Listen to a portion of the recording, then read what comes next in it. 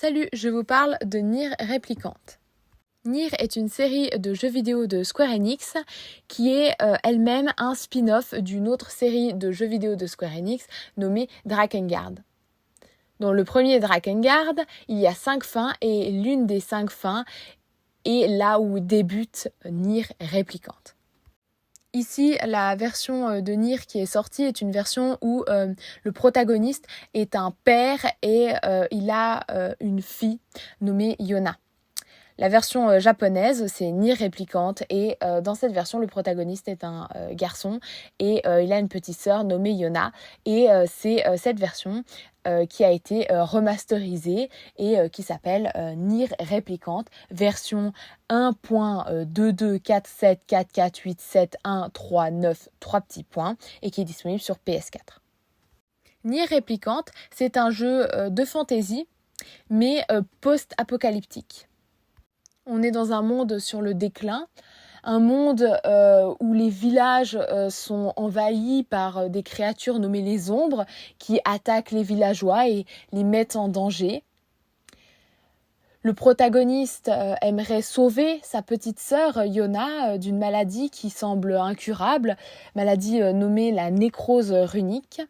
Et pour pouvoir sauver sa petite sœur, il va se mettre à collecter les vers scellés parce qu'en fait il va rencontrer un grimoire nommé le grimoire Weiss qui va l'accompagner et il va rencontrer aussi d'autres compagnons durant son voyage où il va essayer en fait de trouver une solution pour pouvoir sauver sa petite sœur.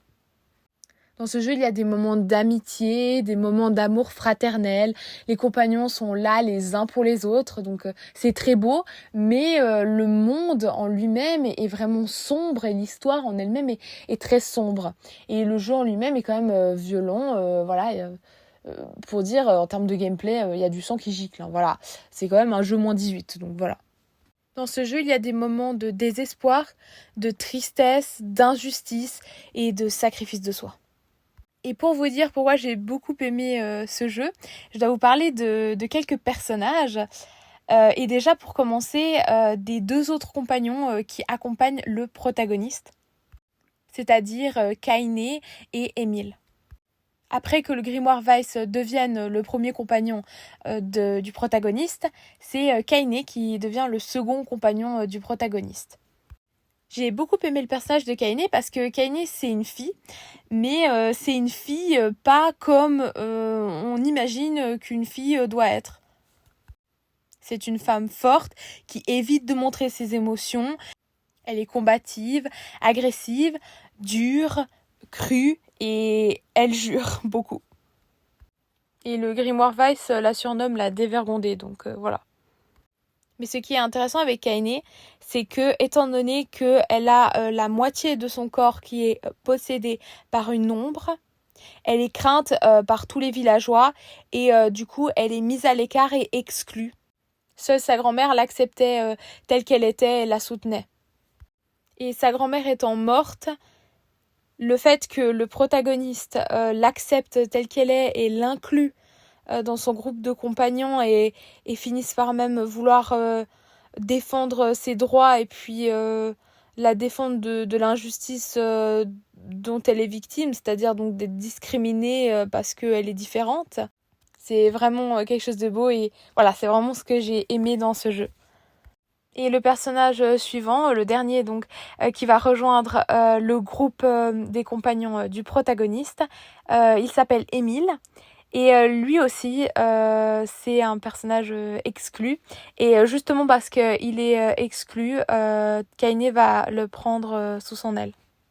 Alors Émile, il a vécu toute sa vie reclus dans son manoir parce qu'il avait peur de faire du mal aux autres, étant donné que ses yeux sont dotés d'un pouvoir de pétrification. Et donc du coup c'est le protagoniste qui va aller le trouver et qui va finalement le sortir de son manoir et lui permettre de voir le monde. Et Kaine va elle-même lui donner espoir et lui permettre en fait de s'aimer tel qu'il est et de pas avoir honte de ses yeux. Et ça c'est quelque chose de vraiment fort et et aussi beau, et c'est aussi autre chose que j'ai beaucoup aimé dans ce jeu. Il y a quelque chose que j'ai bien aimé dans Nier Replicant et que j'ai aussi bien aimé dans Nier Automata, mais j'en ai pas parlé dans ma vidéo sur Nier Automata, c'est le fait qu'on s'attache aux personnages. Et on s'attache non seulement aux personnages principaux, mais on s'attache aussi aux personnages secondaires. Et ça, je trouvais que c'était vraiment quelque chose de bien.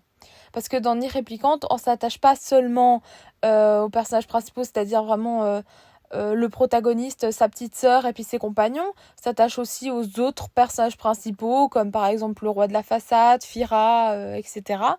Et aussi aux personnages secondaires. Personnellement, moi, je me suis un peu attachée à ce petit couple au sac rouge qui se disputait. Donc voilà. Et puis pour Nier Automata, eh bien, on s'attache aux androïdes. Et en même temps, finalement, on s'attache aussi à certaines machines. Et voilà, je trouve que c'est vraiment quelque chose de bien. Ensuite, les musiques, autant pour Nier Automata que Nier Replicant, elles sont vraiment bien travaillées, elles sont magnifiques. Voilà, la bande son s'écoute vraiment volontiers et est vraiment plaisante à entendre pendant ce temps qu'on joue. Pour Nier Replicant, il y a encore quelque chose de spécial avec la bande son, c'est que les paroles des chansons sont écrites dans une langue qui n'existe pas.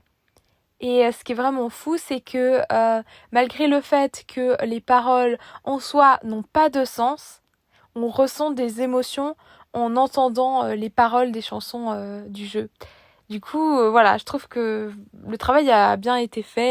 En bref, il s'agit d'un jeu très humain, même si quand on a fini le jeu une première fois, ça peut sonner un peu bizarre de dire ça. Et d'un jeu plein d'émotions et de moments forts et beaux, mais aussi tragiques et violents.